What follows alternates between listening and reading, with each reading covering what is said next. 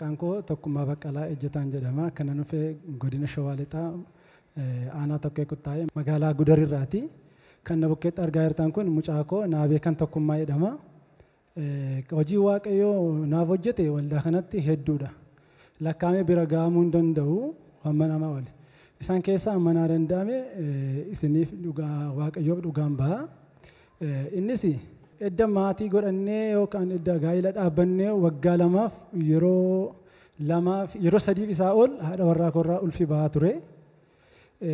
Sanumarraa ka'ee gara waldaa kanaa ofii godhaa fiigee dhufee Waaqayyoon namni Waaqayyoo asitti warri dhalan qabne dhalaan isin eebbiseeraa jedhanii asii gallee asii nuuf kadhatamee galee ala mucaasa kana godhannee maqaasaas Naabee kan Tokkummaa jedhannee maqaa moggaafanne.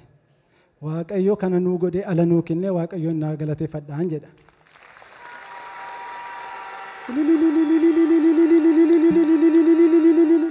Itti fufee Waaqayyoon bara 2013 daldaltootaaf konferaansiin waamame waldaa kanatti. Daldaltootaaf konferaansiin gaafa waamamu gara waldaa kanaa nan dhufee waaqeffannee asii waaqeffachaa turree uumarraa raajiin foonii fi ikoonomiidhaan isin eebbiseeraa jedhanii kadhatan.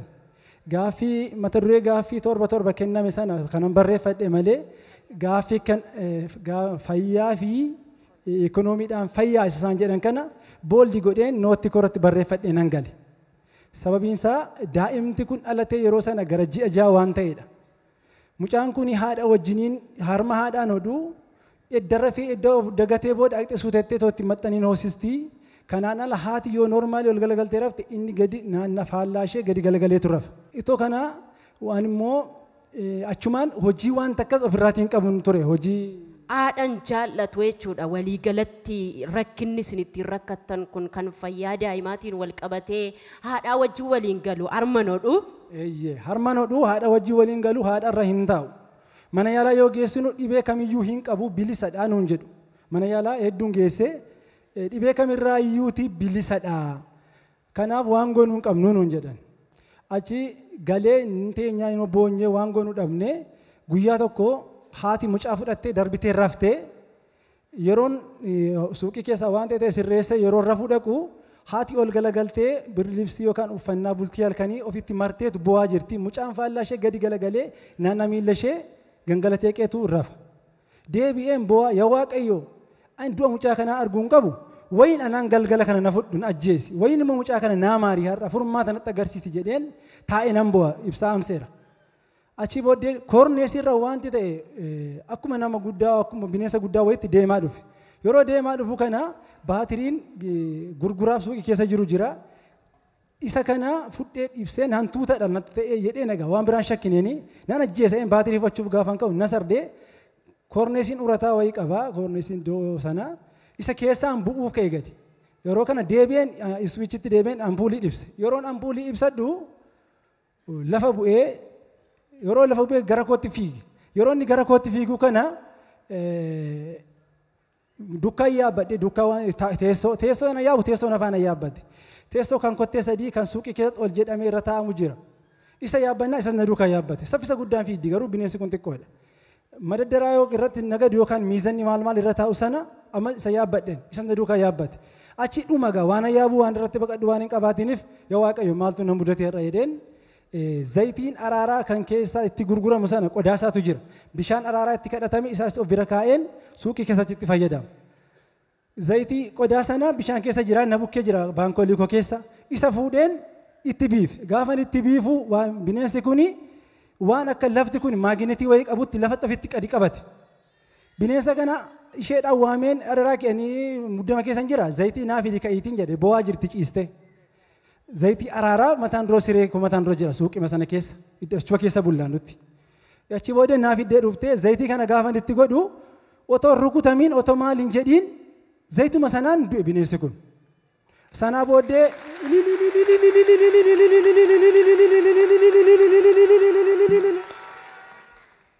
Sanaa booddee gaafa madadaraa sanarraa bu'ee isheenis warti dingnee bineensa kana bira deemnee gaafa ilaallu bineensi kun kirrii itti hidhamee kirriin kun iddoo sadiitti hidhameera irratti bineensa kanarratti jechuudha. Isa bineensa kun iddoo sadiitti hidhameera Ani gaa dura bineensa waan noormaalii an se'ee inni duukaa fiigee na hidduuf hin ajjeesuuf fedheetaniin otoo bineensa kana kirrii sadii irra jira. Kirrii sana osoo ilaalaa jirru mucaan dura faallaa haadhaa gadi galagalee miila ishee bukkee rafaa jiru haati biraa kaate iyyee iteete jedhee boo'e. Fiigdeeqxee gaafa fudhattu mucaan harma qabatee harma hodhee haadha isaa jala bulee waaqayyoon naa galateeffadhaa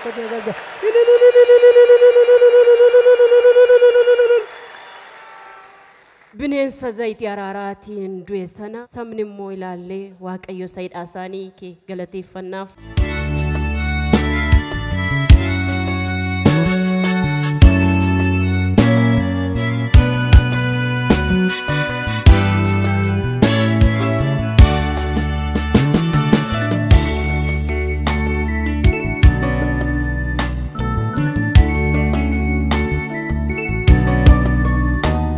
Harka keenya walitti tumnee galataaf ilillee ulfina Yesuusiif.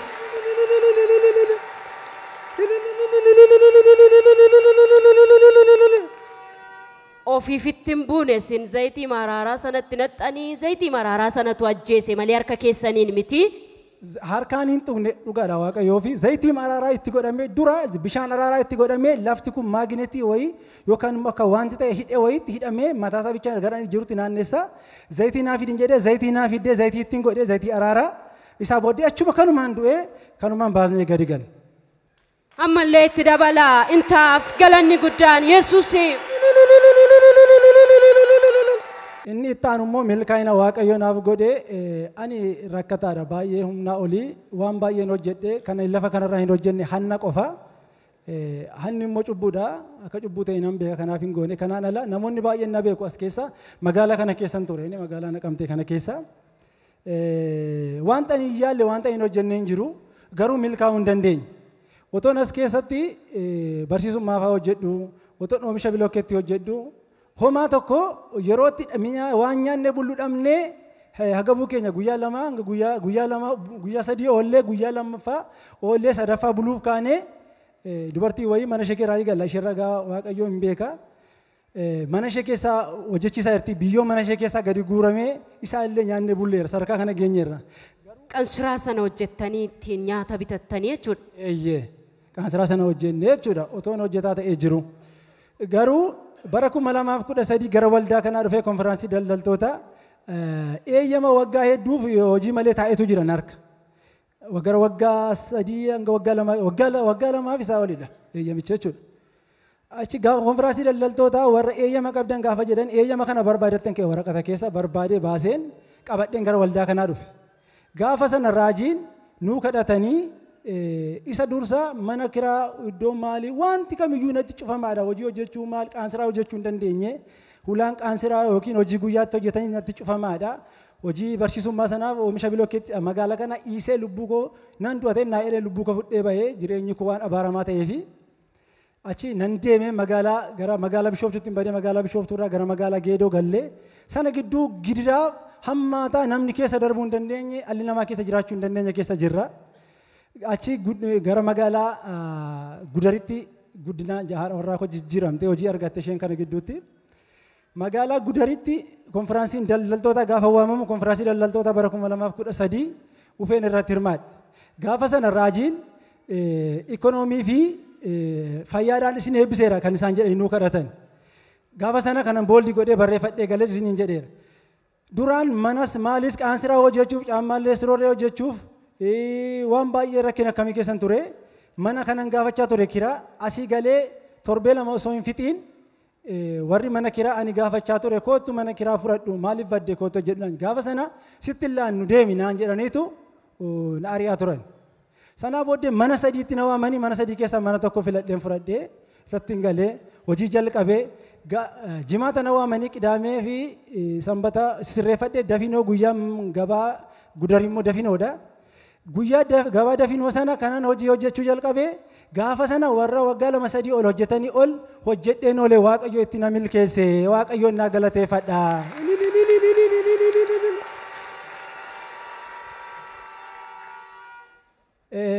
Eeyyamni kuni mana puuliitti kan inni ba'eeru.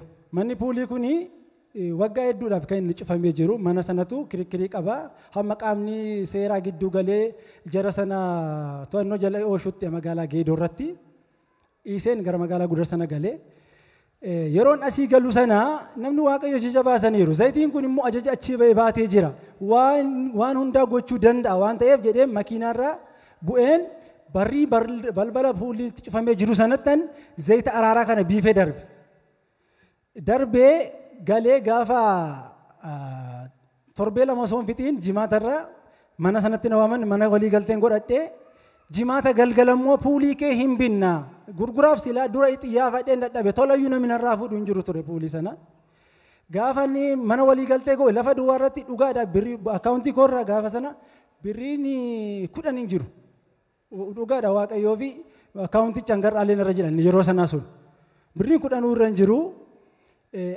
achi galee gaafa jimaata galgalaa waamanii qidaamee ganama gara magaalaa Gudar nan dhufee Geedoo nan dhufee achi puulii kana nan gurguradhee deebi'ee waan ta'e meeshaa sirreessee sanbataaf qidaamee kana sirreessaa oolee puulii gurguradhee deebi'ee gaafa dafinoo hojiin jalqabee hojii koo akka sakalee seen gadda waggoota 2-3 hojjechaa ture tan hojjechuu jalqabee har'a ani otoonni kaapitaalli koo baay'ee hedduu deemeera waan barbaade gochuu nan danda'a haalota ani eegaa jirutu jira malee Waaqayyo kallattii hundaan na gargaaree ikoonoomii koo baay'ee guddisee nama waan nyaatu dhabee guyyoota 2-3 agabuu bulaa ture namoonni baay'een na beeku Waaqayyo kana naaf godhe Waaqayyo naa galateeffadhaan jedha.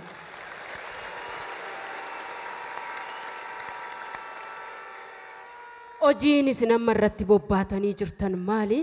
Hojii daldalaa hojii shaqaxa suuqee jechuudha akka faafil nan raabsasii chirchaaroo nagadaa jechuudha. Isa duwwaarraa nama kaasee nama eebbisu mootii ulfinaaf ammallee harka walitti tumuun galataaf ililleen Yesuusiif.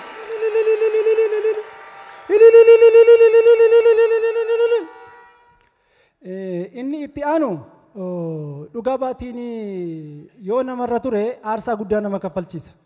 Yeroo sanas ani ittiin barree adabbii Waaqaati jedhee yaada kan mucaa kana. Gaafa naa kadhatame abadhee miti jilbaan daa'imeen dhufee waa'ee mucaa kanaa dhugaa ba'a jedhee Waaqayyoo waadaa galeen ture. Garuu alatee otoo ji'an je'iin torbee otoo hin je'iin dhufaa jedhee waadaa galee bahe. Mana kanas sammuu koo keessatti jechuudha. Garuu otoo hin dhufiin mucaan alatee yeroo sana ji'a ja'a dhukkubni sun irra gahe. Ammas haala hojiin argamee hojii sanatti qabamee dhugaa ba'uun dhufee dhugaa ba'uun naan danda'amne dhufee dhugaan baane hojii koo duukaan bahe. Sababa kanaa ammas deebi'ee mucaan kun alatee gara waggaa lammaffaa isaa booda nyaata wanti jedhame natti hin fidinaa natti hin siqsinaa jechuu jalqabe. Otuma kanaan jirru deemsa kee nyaata siruma dhiisee yoo bishaanii fi aannan qofaa soorata. Mana yaalaa yoon geessu dhibee hin qabu jedhu. Achiituma deemu jedhu gara waggaa 3 waan ta'e guutee booda immoo mana yaalaa yoon geessu dhibeensaa kanadha qorichi laatamaa fi garuu furmaata hin qabu. Ammas yoo mana yaalaa biraa geessu jijjiiree furmaata hin qabu. Mucaan kun maal jechuudha? Maaltu ta'aa jira jedheen guyyaa tokko mana yaalaa 3 geesse guyyaa tokkotti. Mana yaalaa 3 gaafa geessu Referral Hospital University Hamboo fi Special Doctor kan daa'immanii immoo magaalaa Hamboo keessa jira. Akkasumas magaalaa keenyarra Qeerroo Kilinikii kan jedhamu jira magaalaa Gudarirra. Kana 3 geesse guyyaa tokkichatti jechuudha. Guyyaa kana tokkicha gidduutti manni yaalaa kun 3 dhukkuba 3 natti hime mucaa kana keessa. Ay Doctor Isaa mucaan koo kun dhukkuba hin qabu. Mee ani sammuu kusachaan jira anaan na yaalaan jedheen. Dookterii natti kolfeetu hin qalladdaa'ii namicha oonaan jedhe. Lakki anuma dhukkubsachaa jira bakka ammaa na dhukkubsatee daa'imni kun dhukkuba 3 akkamitti kee argama dookteroonni 3 keessanuu gosa garaa himtanii. Maal jechuudha ree wanti kun meeshaan tokko meeshaan wal fakkaataadha qorannoon taasifame wal fakkaataadha akkamitti gosa 3 keetti argama. Iddoo tokkotti immoo 3 isaan argamu jedheen nan aaree nan boo'ee mucaa kana fuudhee nan gale. Achi ammas iddoo biraa nan geesse 2-3 bulee shiroophii wayii laatanii gaafa sana dhukkubaan biraadha. Mucaan kun sana booda shiroophii marfeen irraa siqennaan siruma jiraachuu hin danda'u hin qufa'aa hin baqa waanuma du'uuf ka'e fakkaata. Achi itoo kanaan rakkachaan jiruuti konfiraansii gastaawusii qabadhee gastaawusii gashuudhaaf hin jiran ture gidduu kana. Isa eengaddaa daldaltootaaf konfiraansii waamamnaan waldaa kana nan dhufee eengadda. Gaafa dhufu bakka ciisichaatti namoonni kutaa koo jiran ragaanaa ba'uu kan danda'an har'a mucaa kana yeroo inni qufa'uun isaa yeroo rafani hin jeeqa jedhee nan dhukkaamsa afaan isaa harka koo kaa'een gadiin qaba sagaleessa. Utuun kanaan rakkadhu gaafa mana nyaataa geessu mana nyaataa keessatti ammas takka mi'aan gurshateennaan ol deebisa.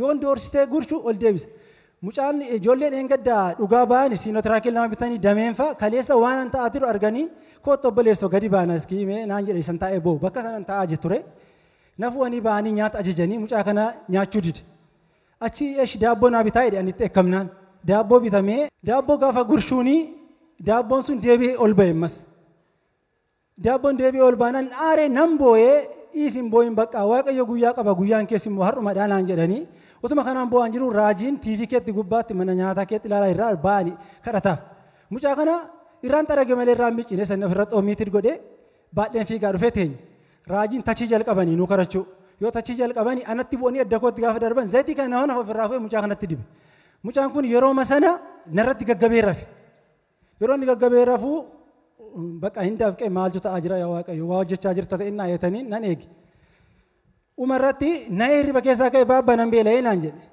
mana nyaataa gaafan geessu irraa hin nyaate miyaan amma baasa feestaalii kisitti baadheen deema bakka nan ufaniiru manni nyaataa jedheen feestaalii qabadheen harka tokko nan gurshaa baasuun hin jiru bishaanitti qabee baasuun hin jiru shaayii nan kennee baasuun nyaata isaa nyaatee ufnee waaqayyoon galateeffannee kadhannee galee waaqayyoon naa galateeffadhaa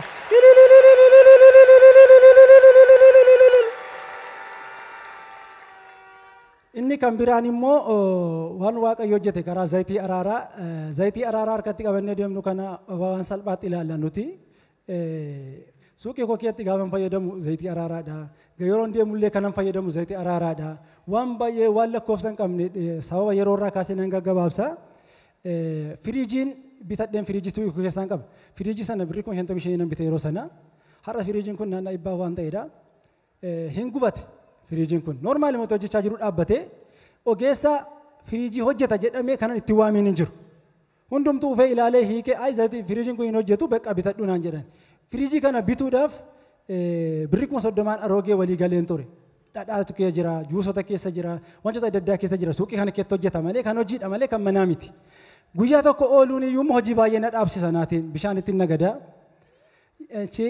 kun hojjetamu bakka wanti gochuu dandeessu hin qabdu naan jennaan nan boo'ee abadheen yaa waaqayyo dafqe kun dafqa kooti yoo ta'e zayitii kanarra immoo humni waaqayyo waan jiruuf namni waaqayyo jajarratti waan baasanii jiraniif ani immoo isa kana nan amana ala argadhe hojii argadhe dafqa kana immoo dafqa kooti yoo ta'e hatee dafqa kana keessaa waliin dafqa kana keessaa hin qabu yoo ta'e firiijiin kun amma ka'ee hojjechuu qabaa jedheen zayitii godhe maaf akkasitti qalladdaa deemii bitii naan jedhan hin bitu ani firiijiin kun hojjetee bulaa zayitiin kun humna qaba humna hojjechiisu ogeessaa oliitiin jedhan achi booddee galgala sana motora isaatti zayitii kana biifee narrafee ganama yeroo ka'ee dhufu zayitiin firiijiin kun hojjechaa jira waaqayyoon naa galateeffadha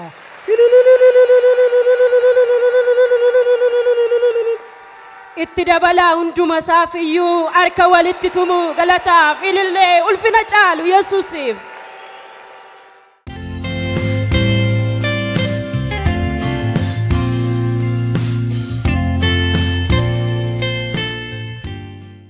ወንድማችን ቶኩማ በቀለ ከምዕራብ ሸዋ ዞን ከጉደር ከተማ ነው የመጣው የመጀመሪያው ምስክርነቱ ትዳር መስርተው ከትዳር በኋላ 3 ጊዜ ባለቤቱ ጽንስ ወጥቶባታል በዚህ አይነት ሁኔታ እያሉ ልጅ ማግኘት አልቻሉም ነበር ከዛም በ2014 ዓመተ ምህረት የነጋዴዎች ኮንፈረንስ ስለነበረ እሱ ወደዚህ ይመጣል እዚህ ከመጣ በኋላ አጸልዮ ከገባ በኋላ በአመቱ ልጅ አገኙ ከዛም ቀጥሎ ወደ ኑሯቸው ሲመጣ እዚህ ከተማ ውስጥ ነው የነበርኩኝ እዚህ ከተማ ውስጥ ሲኖር በነበረበት ሰዓት እኔ አስተምር ነበር የብሎኬት ማምረቻም ነበረኝ ግን በረከት አልነበረም በጣም ከፍተኛ ችግር ነበር ችግሩ ተባብሶ 3 ቀን ሙሉ ምግብ ሳንበላ ቆይተን አፈር የበላንበት ጊዜ ነበር በዚህ አይነት ሁኔታ ስንጨነቅ ቆየን በኋላ ከዚህ ትተን ቢሾፍቱ ከተማ ገባን ከቢሾፍቱ ወደ ጌዶ ገባን ከጌዶ